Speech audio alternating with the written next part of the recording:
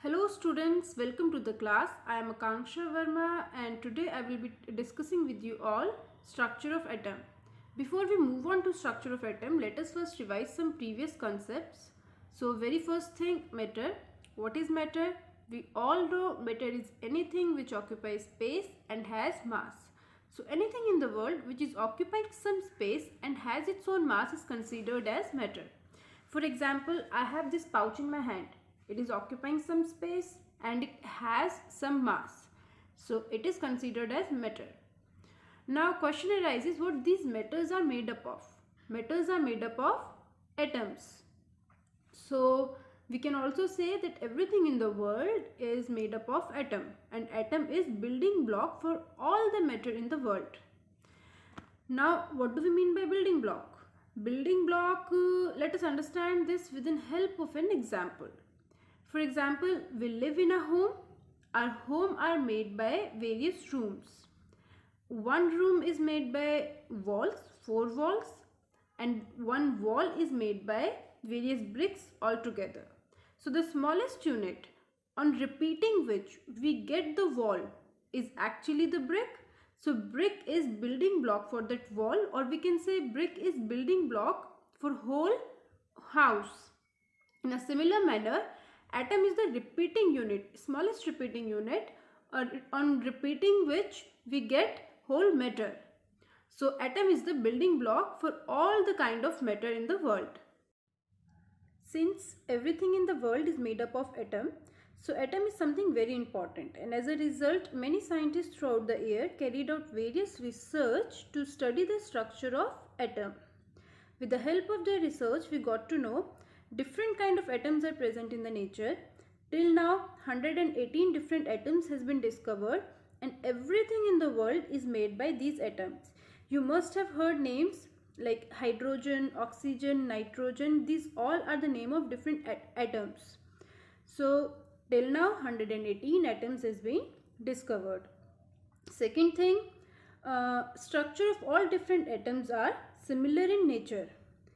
They are similar in nature as they are made up of 3 different particles. All the different kind of atoms are made by 3 specific particles. We will study about them sooner. Third, atoms are very tiny in nature. It means you can't see them with your naked eyes. You need very advanced level microscopes to see the atoms. So atoms are very tiny, can't be seen with the help of naked eyes. Now let us see what is the structure of atom and what atoms are made up of. First, atoms are made up of 3 particles. First one, electron, which is negatively charged particle. Second, proton, which is positively charged particle, and third is neutron. As the name suggests, it is neutral in nature. Neither it is positively charged nor it is negatively charged. Now let us see the very basic structure of atoms. Here it is a very basic structure, very basic diagram. You see atoms are spherical. Here it is a spherical structure, so atoms are spherical. It has 3 particles, proton, neutron, electron. We have discussed this. So proton and neutron are present in the center of atom. You can see here it is a central part. This central part is called nucleus. This central part is called nucleus. Proton and neutron are present inside the nucleus. Now third particle, which is electron, it revolves around the nucleus like this, and it revolves in the shell. The path in which it revolves around the nucleus, it is called shell. Here this is circular path. This path is called shell. You can name it shell, you can name it orbit, or you can name it energy level. It has 3 different names, but it means the same thing, that the path on which electron is revolving around the nucleus. So again, atom has 3 different kind of particles: proton, neutron, electron. Proton and neutron are present at the central part of the atom, and this central part of the atom is called nucleus. So this is nucleus, and inside this nucleus proton and neutrons are present. Third particle, which is electron, it revolves around the nucleus in the shell. So proton and neutron are present inside the nucleus and electron revolves around the nucleus in shell, you can also name it orbit, or you can also name it energy level. There is a statement which says atom as a whole is neutral in nature. We have studied that atoms have three tiny particles, electron, proton and neutron. Electron is negatively charged, proton is positively charged, and neutron is neutral in nature. Now, what does the statement mean? Atom as a whole is neutral in nature. It means atom as one entity carries no charge. It is neutral. So, when is it possible? When the effect of electron and proton is exactly equal and they cancel out each other. Electron is negatively charged, proton is positively charged. If the effect of both the opposite charges cancel out each other, then only atom can be neutral in nature. And it is possible because number of proton and electrons are always equal in atom. And electron and proton, the charges over them are always equal in quantity. For example, if I say proton has +1 charge, electron will have -1 charge. So quantitatively they both will have equal charge, only their sign will be different. Proton will be positively charged, electron will be negatively charged. So opposite sign, they will cancel each other and the net charge over the atom will be 0. So atoms are neutral in nature because the number of proton and the number of electron present inside the atom are always equal. Next, we have studied a concept in physics that the same charge always repel each other. Now protons are present inside the nucleus, which is central part of the atom, and nucleus is a very tiny part of atom. So protons are present in a very small region, and as a result they are very close to each other. Since same charge repel each other, so the proton particles which are positively charged, as much closer they will be, the more will be the repelling force between them, and that repelling force will destabilize the structure of atom, because repulsion is a negative force. It will destabilize the structure of atom. To avoid that stability, to avoid that disturbance in the structure of atom, neutrons are present. We studied that neutrons are actually neutral in nature. They carry no charge. For here we take an example.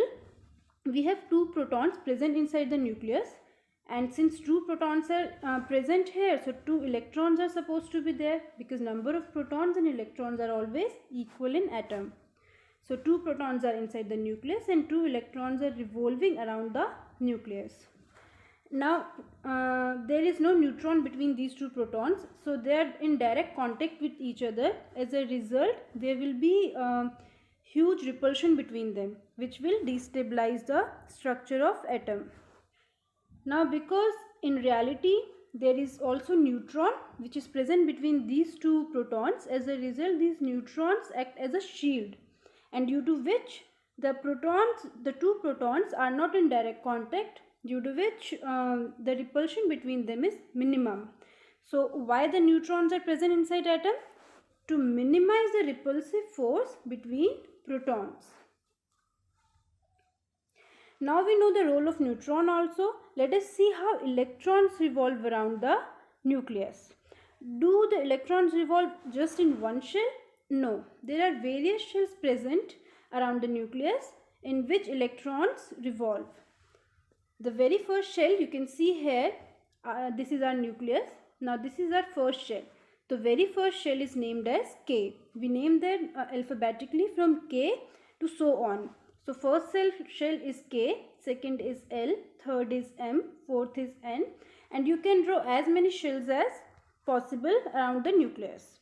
And we name them in this alphabetical order: K, L, M, N, O, P, Q, and so on. We also give them N value. We will see what is the use of these N value sooner.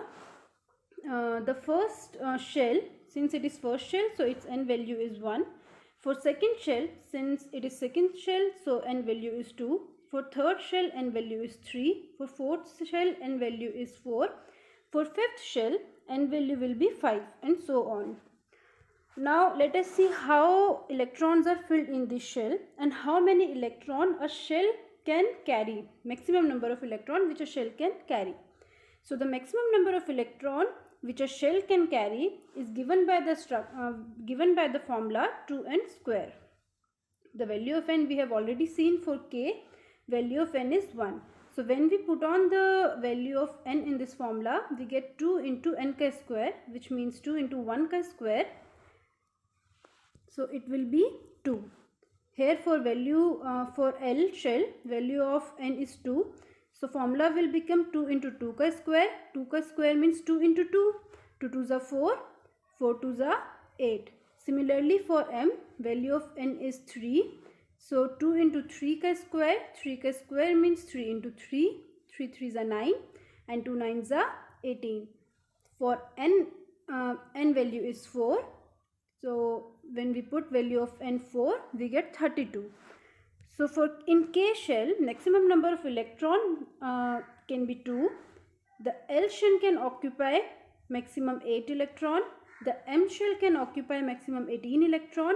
And the L shell can occupy maximum 32 electron. You cannot fill more than these values.